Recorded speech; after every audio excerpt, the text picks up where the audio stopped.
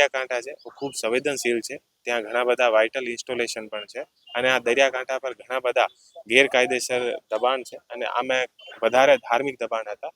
કાલે રાત્રે જે જામનગરના વન વિભાગ છે, જંગલ ખાતા છે, આને સાથે મળીને અને 8 જેટલા જે અલગ અલગ ધાર્મિક જે દબાણ હતા આને વન વિભાગ દ્વારા નીકાળવામાં આવેલ છે અને પોલીસનો પૂરતો બંદોબસ્ત આને સાથે હાજર હતો. કોઈ પણ જાતની કાયદો અને વ્યવસ્થાની પરિસ્થિતિ ના બને શાંતિપૂર્ણ રૂપથી દરેક જે જગ્યાના જે ધાર્મિક દબાણો હતા આને અત્યારે દૂર કરવામાં આવેલ છે.